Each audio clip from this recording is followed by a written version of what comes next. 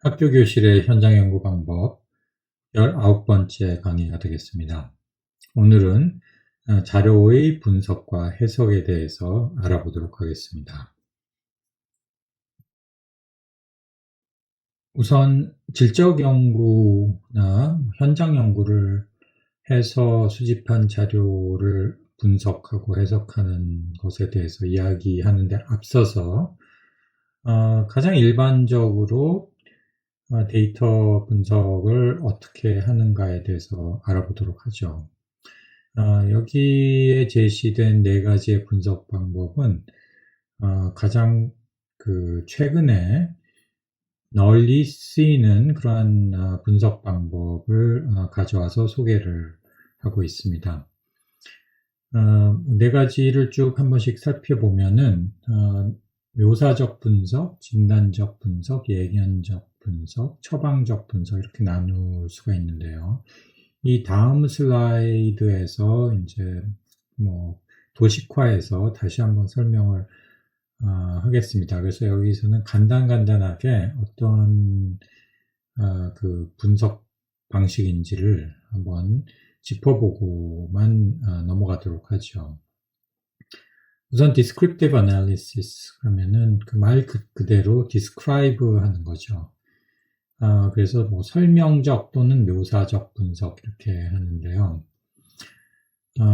기초 정보의 주요 내용을 정리하여, 다시 말해서 기본 정보가 갖고 있는 그 데이터의 핵심을 정리를 해서 여러 그 정보들 간에 이것들이 어떻게 연결되어 있는가, 다시 말해서 각 그 최소한의 정보 단위들이 갖고 있는 그 안에 핵심적인 내용들이 전반적으로 우리가 이러한 것들을 연결시켜서 전체 구조가 드러나게 할 수 있도록 설명을 가능하게 하는 그러한 데이터 분석이라고 볼 수가 있어요. 그래서 어떻게 보면 제일 첫 단계에서 하는 그런 데이터 분석이기도 합니다.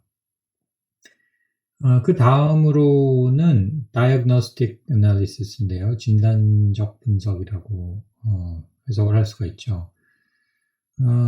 여기서는 앞서서는 이제 설명을 위한 데이터 분석을 했다면은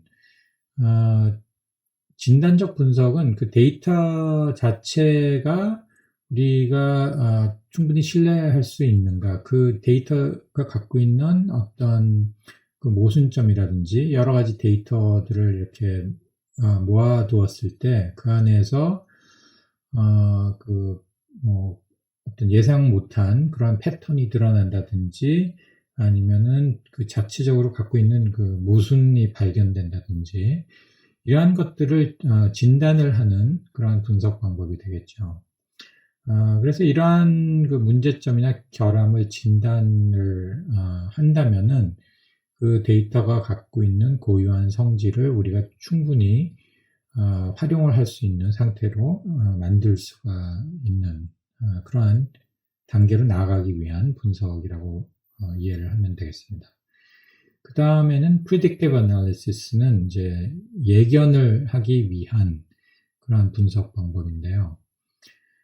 과거에 어떠한 그 사실이 결론이 어떻게 났다라는 그런 데이터들이 있다면은 과거에서의 충분히 얻어서 활용한 데이터들을 그것들을 모아서 앞으로 일어날 일들에 대해서 예견을 하는 겁니다.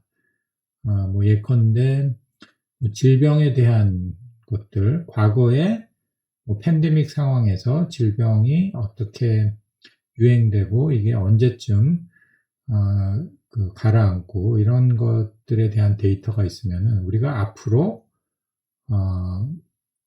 여러 가지 세계적인 대질환, 대질병, 팬데믹 상황에서 그것이 어떻게 전개될 것인가에 대해서 예견을 하기 위한 그런 분석을 할 수가 있겠죠.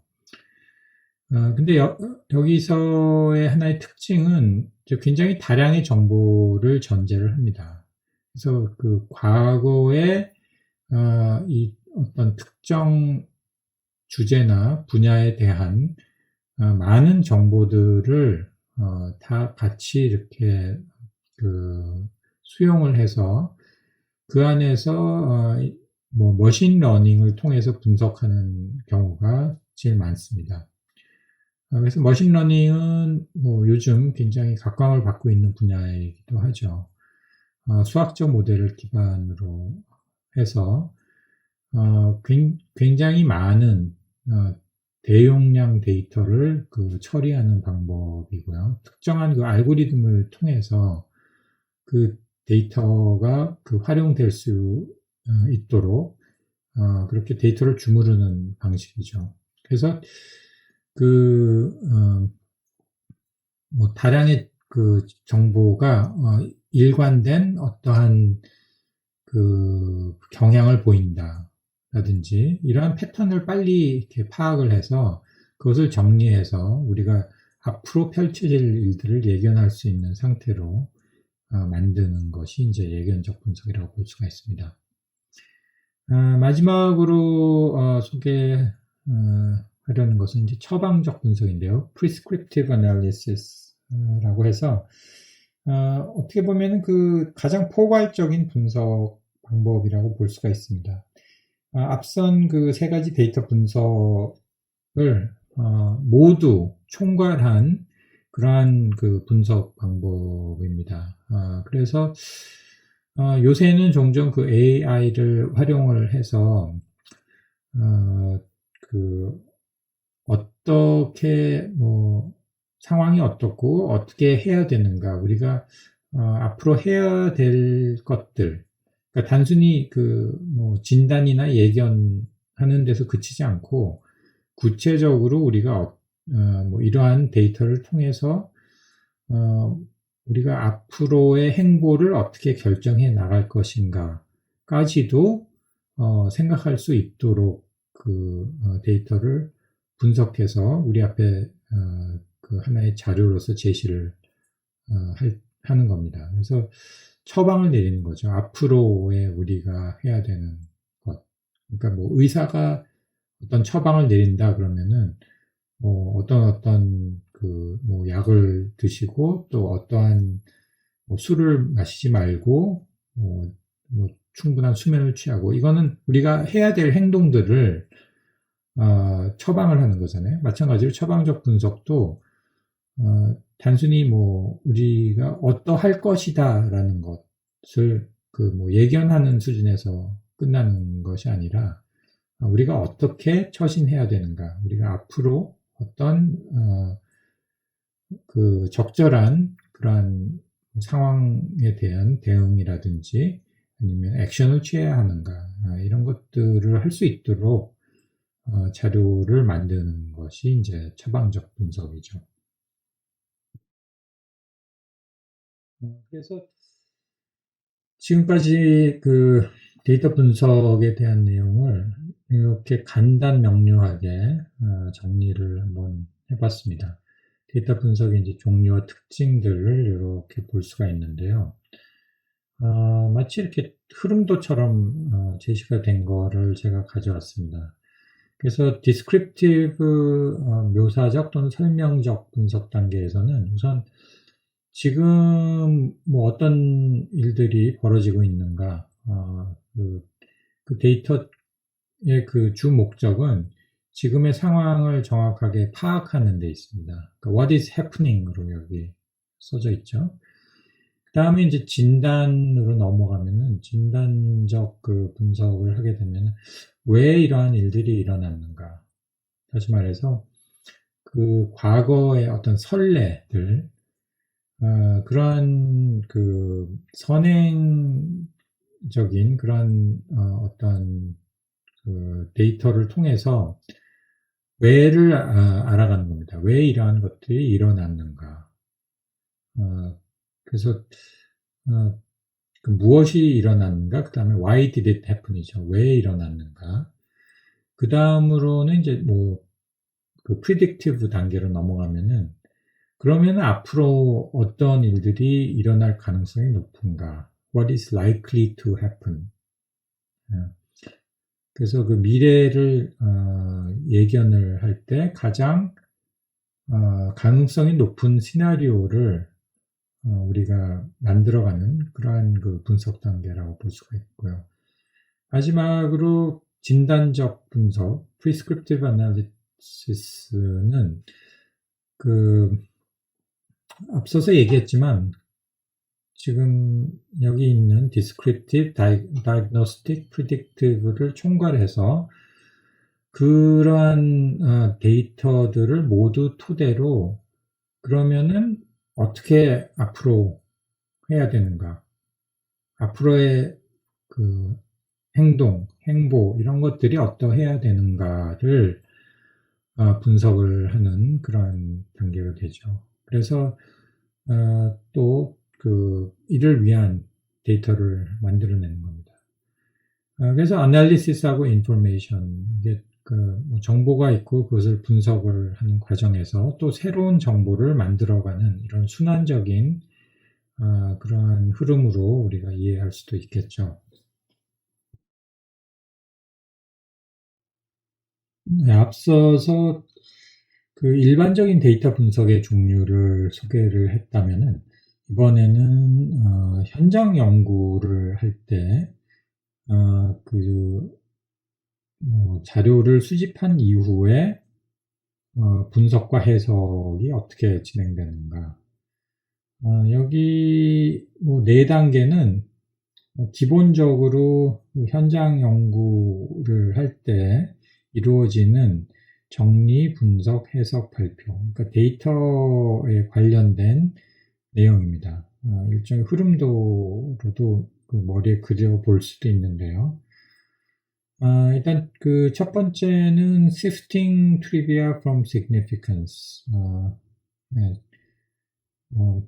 이게 제가 보니까 대문자를 다 빠뜨렸네요, 여기. 네, 그냥 이해하고 넘어가기 바랍니다. 그냥 그 부분만 발췌를 한 거라서. 여기서 sift라는 건 추려내는 거죠. 그래서 trivia는 하찮은 것들, sifting trivia from significance. 이제 그 원자료를 수집한 이후에 raw 데이터는 면담 데이터가 될 수도 있고 시각적인 그런 정보 데이터가 될 수도 있죠. 관찰 데이터. 그러면은 그러한 기록들이 전부 다 활용될 수 있는 것은 없죠. 있는 경우는 굉장히 드물죠. 그래서 일단 그 원자료 중에서 중요한 데이터와 그렇지 않은 것들을 분류해내는 겁니다. 그래서 추려내는 거죠. 그래서 그게 일단 정리가 되면은 그 다음 단계에 가서야 이제 분석을 하게 됩니다. 그래서 identifying significant and meaningful patterns. 여기서는 이제 그러한 데이터 간의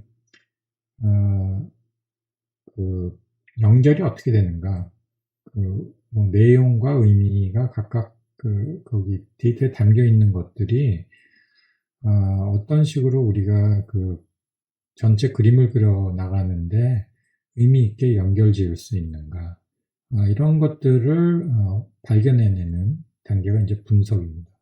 그래서 분석은 어떻게 보면 정리 단계에서 1차적으로 한 내용을 토대로 보다 명료하게 어떤 현상이나 상황에 대한 이해를 우리가 하기 위해서 그 퍼즐을 맞추어가는 그런 단계라고 생각을 하고요. 또 그러기 위해서는 우리가 퍼즐을 만들 때도 각 퍼즐 조각들의 그 형태를 세심하게 살피면서 이게 잘 다른 퍼즐 조각들하고 맞는지 색깔을 보기도 하고 형태를 보기도 하고 그러면서 맞춰 나가는 거잖아요. 그래서 분석도 그 각각의 그 정보들이 어떠한 내용인지, 어떠한 특징을 가졌는지, 그런 것들을 보면서 이렇게 다른 그 정보들과 이렇게 맞춰 가는 그 과정이 이제 분석이라고 볼 수가 있습니다. 그래서 여기까지는 정리와 분석 단계는 어느 정도는 기계적으로 우리가 진행을 할 수 있는데요. 그 다음 단계인 이제 해석으로 넘어가면은 그러한 기계적인 과정에서 이제는 그 연구자가 경험한 것을 토대로 해서 주관적인 판단과 그 해석을 부여를 하는 단계가 됩니다. 그래서 여기서는 뭐 constructing an overall framework linking meanings, 그러니까 이제 meaning이 등장을 하는데요. 의미 부여를 어떻게 할 것인가, 전반적인 그 내용을 구조화하고 그 위에 이제 의미화 작업을 하는 건데요. 그 해석은 분석을 통해서 드러나는 여러 가지 사실들에 대한 전반적인 그 코멘트를 하게 되는 단계라고도 볼 수가 있어요. 그래서 이때는 연구자의 주관적인 판단, 그리고 또 그 경험을 통해서 분석한 내용이 어떤 의미를 지니는지까지도 그 어떤 함의와 관련된 그러한 이야기를 할 수가 있는 겁니다. 마지막으로는 conveying the essence of the findings. 여기서는 그럼 그 결과의 핵심을 전달을 하는 거죠. 다시 말해서 발표를 하는 건데요. 이제 해석이 나오면은 해석을 잘 정리를 해서 발표를 하겠죠. 그러면 발표는 다시 한번 기본적인 그 연구 문제로 돌아갑니다. 내가 왜 이 연구를 했고, 또 어떠한 의문점을 가졌고, 그래서 자료를 수집하고 정리하고 분석하고 해석을 해보니 이렇더라 라는 그런 결론으로 가는 그 모든 과정을 다 포괄해서 발견한 그러한 핵심 내용들을 다른 사람들과 공유하는 단계라고 볼 수가 있습니다.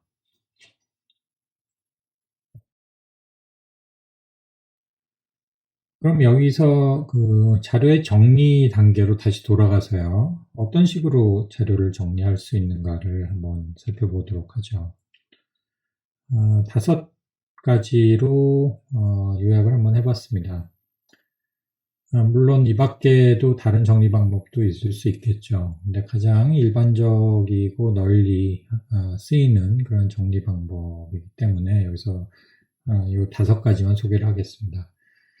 우선 뭐 가장 흔한 것은 순차적인 정리 방법이죠. 그러니까 시간순으로 또는 연대기적으로 자료를 그 수집한 기록에 따라서 정리를 하는 겁니다.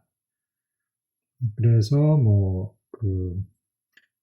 연구 현장에 들어간 시점부터 그 연구 현장에서 벗어날 때까지 있었던 여러 가지 그 자료 수집의 과정을 시간 순서대로 정리를 해보는 방법입니다.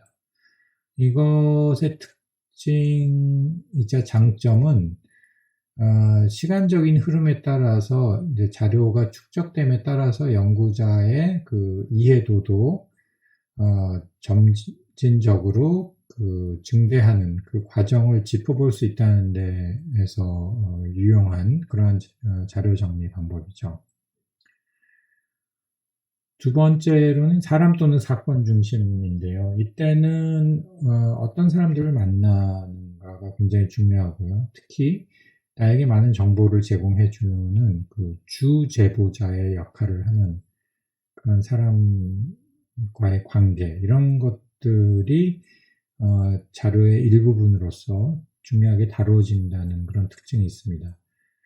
또 사건 중심은 뭐 사건이 있다는 것은 사람들이 거기에 결부가 되어야지 사건이 되겠죠. 그래서 단순히 뭐 어떠한 사건으로 끝나는 것이 아니라 그 사건이 의미하는 사람들과 사람들 간의 관계라든지 역동 이런 것들을 많이 보여줄 수 있기 때문에 그러한 차원에서 자료로서 활용도가 높게 되는 거죠. 그래서 사람들과의 그 만남 또는 이러한 사건들, 사람들이 결부되어 있는 사건들을 정리하는 방식, 그것도 하나의 그 자료를 그런 데 포커스를 맞추어서 중요 정보를 추출해내는 하나의 정리 방법으로도 볼 수가 있습니다. 세 번째는 장소 또는 상황 중심인데요. 상황하고 사건하고는 좀 다르죠. 상황은 이제 맥락을 얘기를 하는 거고요. 그래서 뭐 장소 또는 상황 중심으로 자료를 정리를 한다 그러면은 가령 학교에 대한 연구를 우리가 한다고 했을 때, 그게 뭐 고3 교실이 될 수도 있고, 초등학교 1학년 교실이 될 수도 있고, 교무실이 될 수도 있고, 운동장이 될 수도 있죠. 그래서 그 장소에 따라서, 그 각각에서 그 수집한 자료들, 이런 것들을, 이렇게 분류를 해보고, 또, 뭐 어떠한 연관성이 있는가, 그런 거를 볼 수도 있죠. 또 뭐 상황 중심이라면은 시험 기간 동안의 학교의 모습 또는 뭐 운동회가 있는 날의 모습이라든지 그러한 것들을 이렇게 따로따로 정리를 하는 방법도 있고요. 그 다음에 절차 또는 과정 중심은 뭐 가령 어떠한 뭐 태권도를 배운다 그랬을 때 처음 도장에 가서 이제 배우겠다고 신청을 한 이후에 뭐 태권도를 꾸준히 배우고 뭐 승단 시험을 보고 뭐 그래서 태권도의 대가가 되어가는 그런 과정을 이거는 뭐 순차적이라고도 생각을 할 수가 있지만 그 절차 자체에 굉장히 초점을 맞추는 그런 정리 방법이죠. 그래서 데이터는 각각의 그 단계별로 중요한 부분들, 특징들 이런 것들을 파악할 수 있도록 정리를 하는 방법입니다. 다섯 번째는 이제 주요 개념 중심인데요. 이때는 키워드로 우리가 꼽을 수 있는 그러한 중요 개념들 또는 뭐 화두나 어떤 그 언사 뭐 이런 것들을 중심으로 해서 자료를 정리를 할 수가 있겠죠. 그래서 뭐 어떤 핵심 개념을 중심으로 이것과 관련된 여러 가지 데이터들을 이렇게 모아보고 또 다른 개념들과 이렇게 대비시키면서 그 안에 함축된 의미라든지 인과관계 이런 것들을 한번 발견하는 그런 정리 방법이라고 볼 수가 있습니다.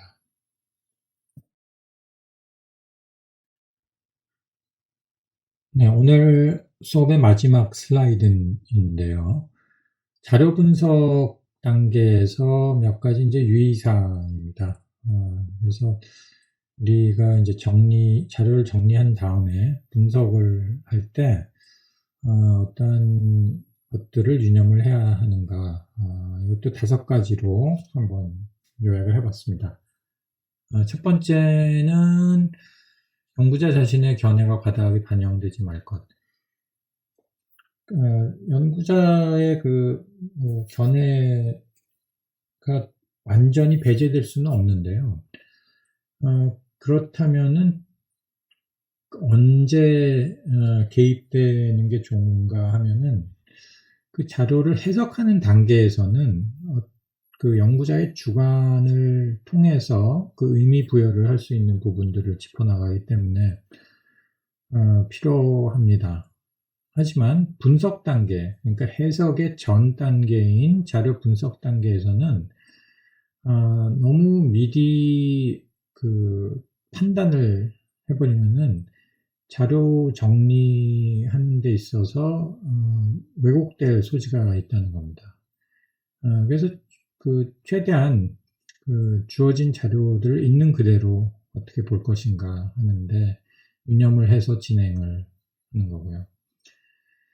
두 번째로는 제한된 자료의 검토만으로 성급한 결론을 내지 말 것.